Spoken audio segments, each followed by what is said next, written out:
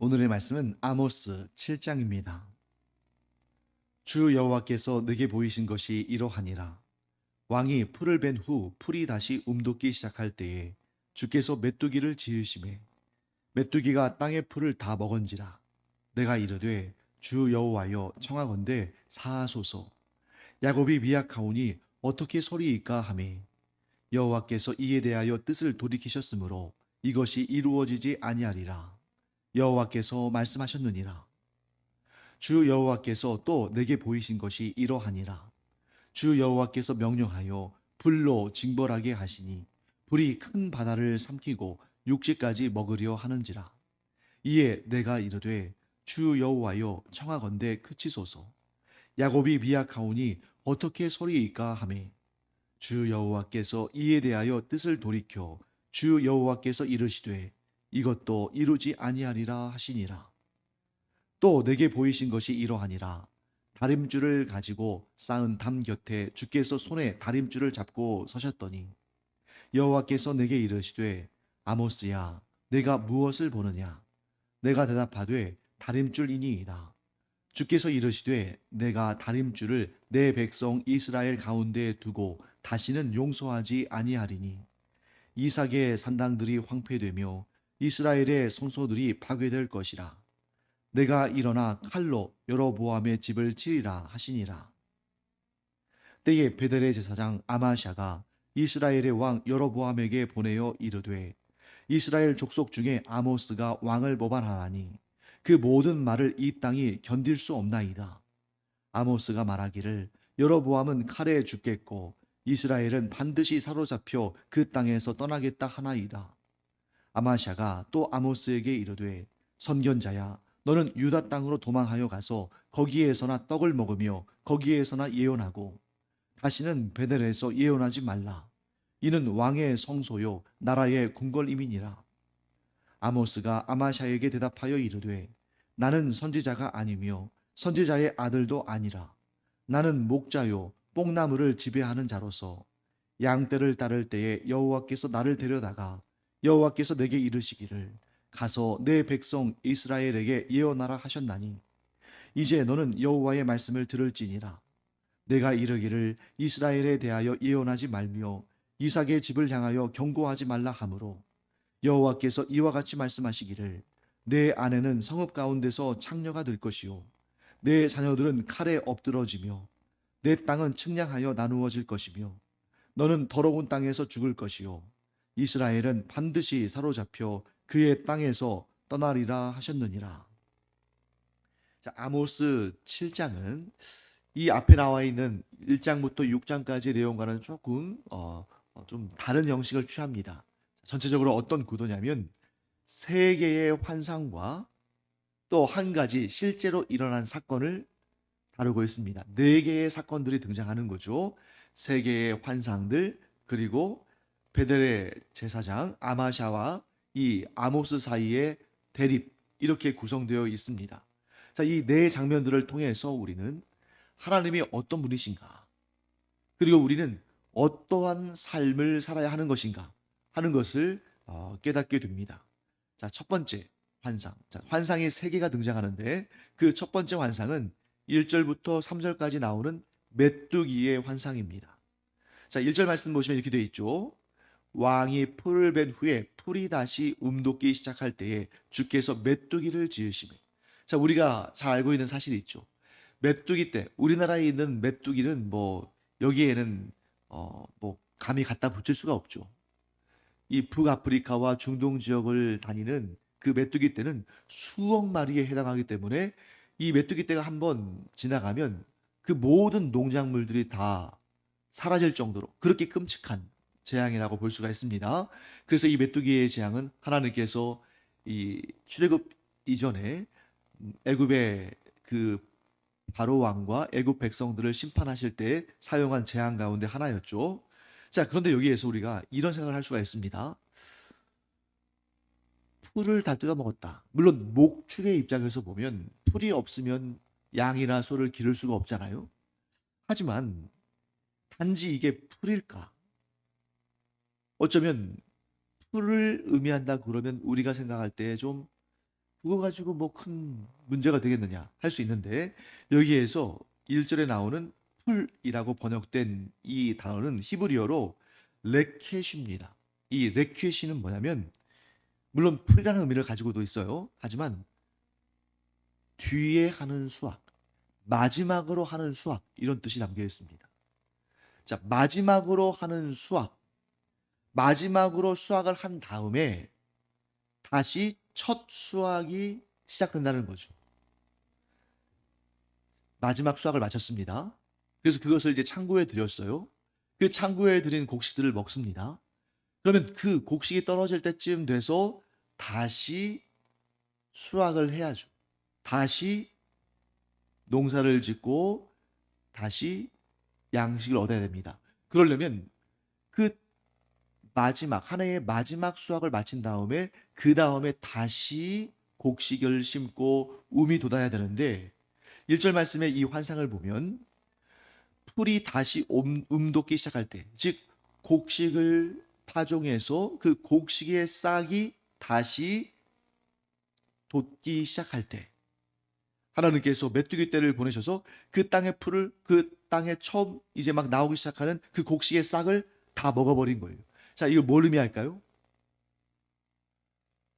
기초가 사라진 상태, 소망이 없는 상태를 말하는 것입니다.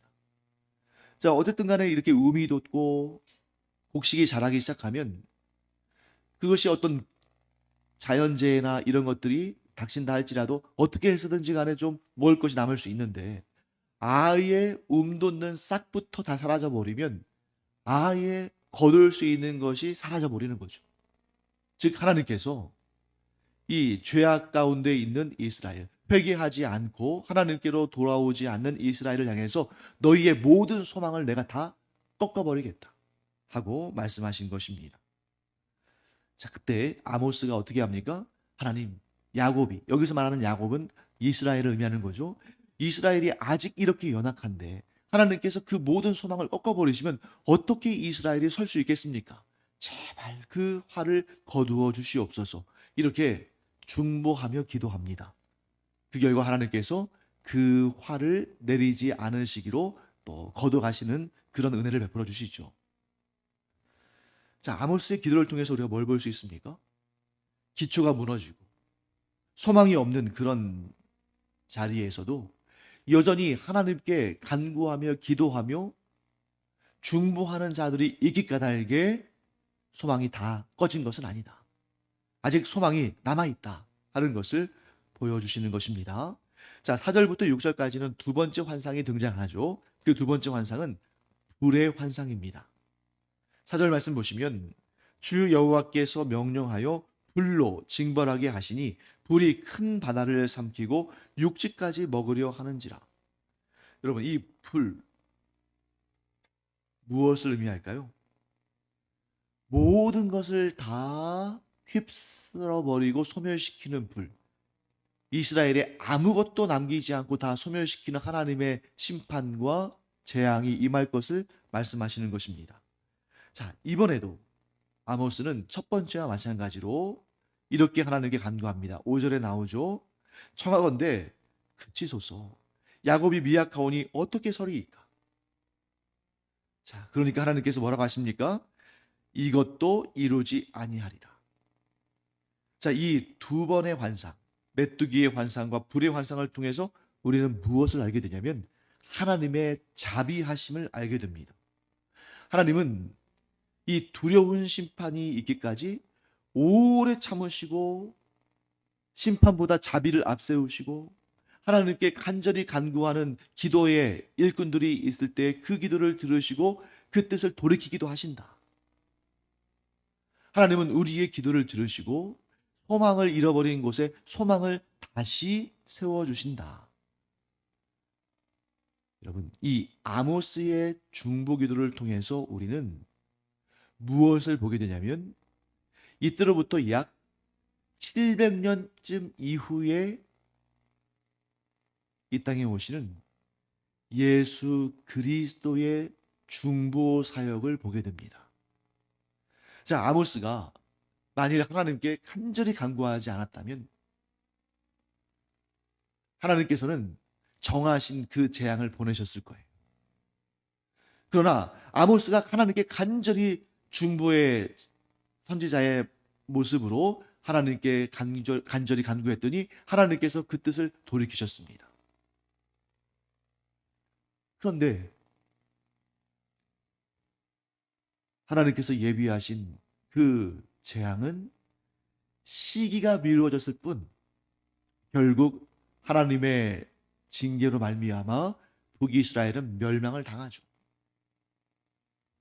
반면에 예수 그리스도의 중보의 사역은 완전한 것입니다. 그렇게 까닭에 세상이 망한다 할지라도 예수 그리스도를 구주로 영접하고 그의 안에 있는 자, 즉 예수 그리스도 안에 있는 자는 누구나 구원을 얻는다. 사랑하는 성도 여러분, 오늘날 우리 사회를 보세요. 이 사회에 만연한 죄와 불의는 지금 당장이라도 하나님의 심판이 떨어져도 아무 이상이 없을 정도입니다. 자, 그런데 어떻게 이 세상이, 이 끔찍한 죄악 가운데서도 이 세상이 유지가 되느냐? 여전히 하나님은 오래 참으시냐? 심지어 세상에 속한 사람들이 하나님이 계시냐? 하나님이 계시다면 이런 불의한 모습을 보면서 왜 가만 계시냐? 이렇게 조롱할 정도로 이 세상이 지금 평화를 누리고 있죠. 무엇 때문입니까? 나라를 위해서, 이 세상을 위해서 기도하는 성도들이 있기 까닭에 하나님께서 오래 참으시고 그 죄악 가운데 있는 자들이 회개하고 돌아오기를 기다리고 계시는 것입니다. 그렇기 때문에 우리가 이 기도를 할 때 이 기도가 나의 소원 성취를 위한 기도만으로 구성되어 있다면 우리는 다시 한번 우리의 기도의 자세를 점검해 봐야 돼요. 하나님께서 우리에게 기도할 수 있는 시간과 은혜를 주신 것은 단지 나 혼자 잘 먹고 잘 살라고 그렇게 우리에게 기도의 기회를 주신 것이 아닙니다. 나라와 민족을 위해서도 기도해야죠. 그런데 또 나라와 민족을 위해서, 세계를 위해서 기도하는 것도 단지 전쟁이 없고 평화롭고 그래서 온 세계가 그렇게 싸우지 않고 그렇게 살았으면 좋겠다. 이런 마음도 물론 좋은 마음입니다. 하지만 예수님은 우리에게 정말 성숙한 기도, 온전한 기도가 무엇인지를 알려주셨죠. 우리가 구할 것은 우리 개인의 삶을 위해서도 기도하고 나라와 민족을 위해서도 기도하고 세상의 평화와 안정을 위해서도 기도해야겠습니다만 궁극적인 기도는 무엇을 먹을까, 무엇을 입을까에 해당하는 것이 아니라 하나님의 나라, 곧 하나님의 뜻이 이루어진 그 하나님의 나라가 이 땅에서도 펼쳐지기를, 이 땅에 하나님의 나라가 확장되기를, 한 사람이라도 더 하나님의 그 은혜 가운데 구원을 얻기를, 그렇게 기도하는 자가 있는 한 여전히 이 땅에는 하나님의 구원 역사가 이루어지고 있다 하는 것을 우리가 기억하기 바랍니다. 자, 세 번째 환상은 7절부터 9절까지에 나오죠. 이 환상은 다림줄의 환상입니다. 이 다림줄은 뭐냐면 건축할 때 필요한 거죠. 다림줄은 그 말 그대로 이렇게 긴 실에 밑에 무거운 줄을 달아서 늘어뜨린 것입니다.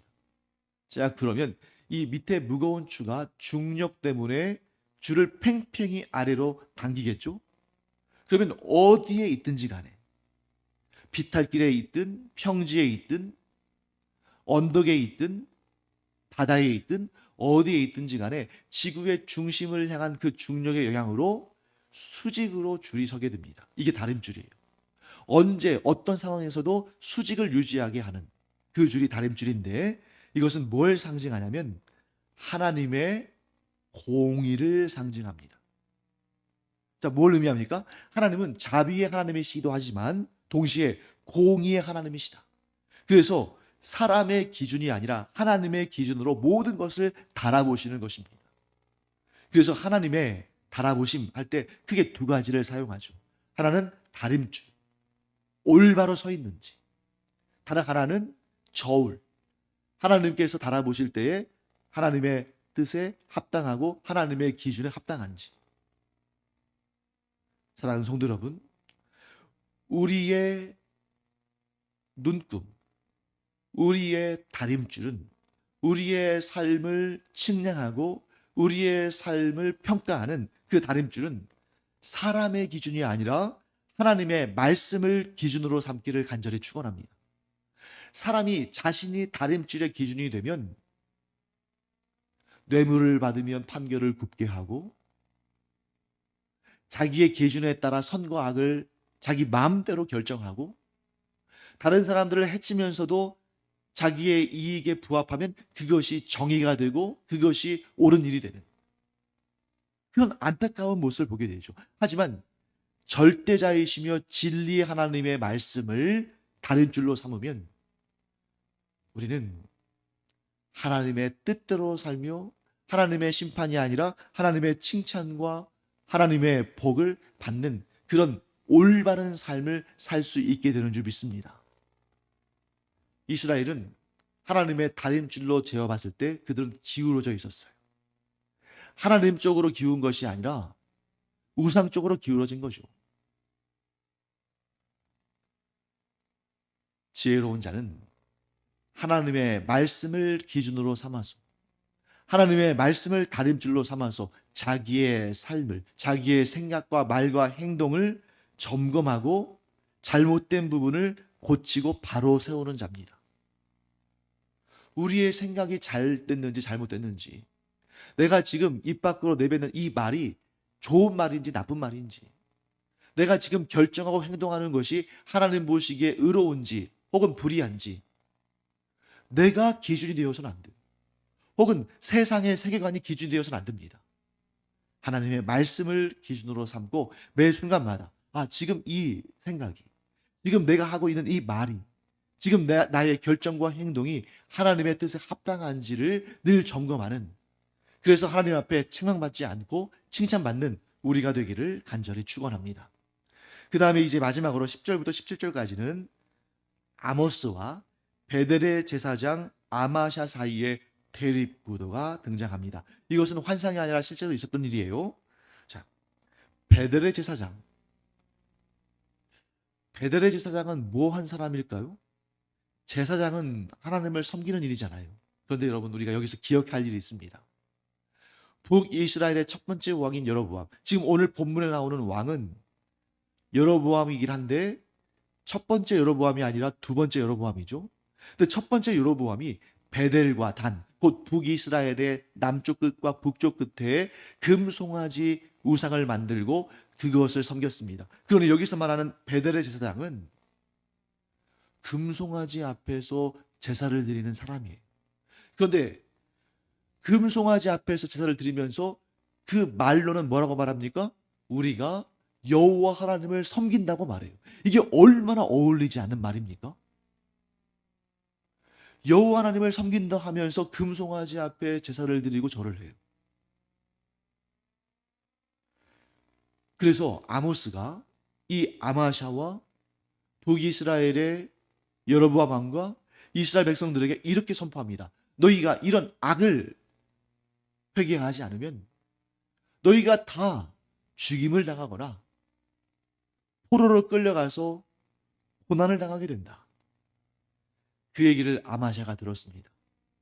그리고 그 얘기를 북이스라엘의 왕 여로보암에게 전달하는데 모함을 해요. 어떻게 모함하냐면, 자, 모함이라는 것이 완전히 없는 말을 지어내기도 하지만 있는 말을 왜곡하거나 혹은 앞뒤를 자르고 자기들에게 유리한 말만 할 수도 있죠. 자, 아마샤는 어떻게 했냐면 앞을 잘라버렸어요. 아마샤가 아모스의 말을 여로보암에게 전하는데 없는 말 전한 건 아닙니다. 분명히 아모스를 통해서 하나님께서 이스라엘에 대한 징계와 심판을 말씀하셨잖아요. 그런데 앞을 잘랐어요. 그게 뭡니까? 너희가 하나님을 경외하지 않고 너희가 우상을 섬기고 너희가 너희 마음대로 범죄하며 그렇게 살아가면 여호와 하나님의 두려운 심판이 임한다. 근데 앞을 잘라버리니까 그냥 여호와 하나님의 두려운 심판만을 선포한 사람이 되는 겁니다. 그들의 죄와는 관계없이. 또 아마샤는 이 아모스를 협박합니다. 너 유다 사람 아니냐? 그런데 왜 여기 와가지고 이러고 있냐? 너 유다로 돌아가서 거기 그 땅에, 너의 땅에 가서나 하나님의 말씀을 예언하라. 그때 아모스가 이렇게 말합니다. 나는 선지자가 아니다. 여러분, 아모스가 선지자일까요? 선지자가 아닐까요? 선지자잖아요. 선지자. 하나님의 부르심을 받고 지금 남유다에서 북이스라엘까지 갔는데, 근데 여기에서 아모스가 나는 선지자가 아니다. 내 아버지도 선지자가 아니다. 이렇게 말하는 것은 뭘 의미하냐면, 지금 이 베델의 제사장 아모스처럼 공식적인 그러한 제도 가운데 있는 그러한 하나님의 일꾼, 제사장, 선지자, 종교인, 이런 건 아니라는 거예요. 그리고 자기를 뭐라고 소개합니까? 나는 양을 치는 목자고 또 밭에서 뽕나무를 기르는 농부다. 그런데 여러분, 이 말을 들었을 때에 정상적인 판단을 하는, 정상적으로 하나님을 섬기는 사람이라면 부러워해야 됩니다. 그런데 정상적으로 신앙생활을 하지 않는 사람이라면 이 말을 들으면 아모스를 무시하고 경멸합니다. 네가 제사장 계열도 아니고 대에서 대로 이어지는 그러한 특별한 신분을 가진 것도 아닌데 네 주제에 뭐하러 여기 와서 이렇게 하나님의 말씀을 전한다고 그렇게 까불고 있냐? 그렇게 멸시하고 조롱할 수 있어요. 근데 정말 진실로 하나님을 경외하는 사람이라면 이 아모스의 자기소개 앞에서 부끄러워해야 하는 것입니다. 왜 그렇습니까? 자, 얼마나 우리가 맡은 직분을 잘 감당하지 못했으면 하나님께서 이 이스라엘도 아니고 저 남쪽에 있는 유다로부터, 그것도 제사장이나 또 그 대대로 선지자 역할을 한 그런 명문 가문이 아니라 목자요 뽕나무를 기르는 농부를 보내셔서 우리에게 이렇게 심판의 경고를 하시면서 하나님의 말씀을 전하게 하셨을까? 참으로 부끄러운 일이다. 우리가 회개하고 다시 하나님 앞에 바로 서자. 이렇게 나와야 정상적인 거죠. 그런데 이들이 하나님을 경외하지 않았기 때문에 아모스를 무시했습니다. 자, 아모스를 무시했다는 것은 뭘 의미합니까? 아모스를 보내신 하나님을 무시한 것입니다. 사랑하는 성도 여러분, 간절히 사모하기는 우리가 하나님의 뜻을 받들지 않고 우리가 하나님의 말씀에 순종하지 않고 우리가 하나님 앞에 범죄하면서도 회개하지 않아서 다른 누군가를, 그것도 우리가 보기에 별로 좋아 보이지 않는, 우리가 무시하기 쉬운 그런 사람을 보내셔서 우리의 죄를 경고하시기 전에 우리가 스스로 하나님의 말씀을 잘 듣고 하나님의 명령에 순종함으로 말미암아 이런 외부로부터의 경고가 아니라 우리의 내부에서 자성하고 회개하고 하나님 앞에 내 자신을 바로잡는 그런 우리가 되기를 간절히 축원합니다. 우리가 완벽할 수 없겠죠. 우리가 완전할 수 없습니다. 우리에게 죄가 있고 허물이 있고 하나님의 말씀에 순종하며 살기를 원하지만 그렇지 못하는 우리 자신을 발견합니다. 그런데 중요한 것은 그때마다 하나님의 말씀이 우리에게 다림줄이 되어서 기울어지고 무너진 우리 자신을 다시 세우고 다시 수축하는 그런 자정의 능력이 우리 가운데 있기를 간절히 축원합니다. 그러려면 우리가 항상 깨어 있어야겠죠. 항상 하나님 앞에 겸비해야 되는 것입니다. 하나님의 말씀으로 우리 자신을 점검해야 되는 것입니다. 그래서 여러분, 언젠가 우리가 하나님 앞에 설 날이 있을 텐데 그때 모든 사람들이 하나님의 다림줄을 두고 점검을 받을 텐데 하나님 앞에 서는 날 하나님께서 우리를 향해서 너희는 참으로 나의 공의와 정의를 지키며 내 명령에 순종한 착하고 충성된 나의 종이다 라고 우리를 칭찬하여 주시기를 간절히 축원합니다. 그 칭찬 어떻게 들을 수 있을까요? 오늘 이 순간 내가 살아가는 모든 순간순간마다 하나님의 말씀에 나를 비추어 보고 그 말씀 위에 바로 서는 그런 삶을 살아가는 그 모든 순간들이 모여서 전국에서 우리가 받을 영광의 면류관 하나님의 칭찬과 상과 복이 될 줄 믿습니다. 그런 우리 되기를 간절히 축원합니다. 기도하겠습니다. 하나님, 저희가 오늘 이 아모스서 17장을 보면서 하나님 앞에 불의하다, 책망을 받는 자가 아니라 하나님 앞에 너는 참으로 바르고 정직하고 공의롭고 정의롭다 하시는 그런 칭찬을 받는 자들 되기를 간절히 바라고 소망합니다.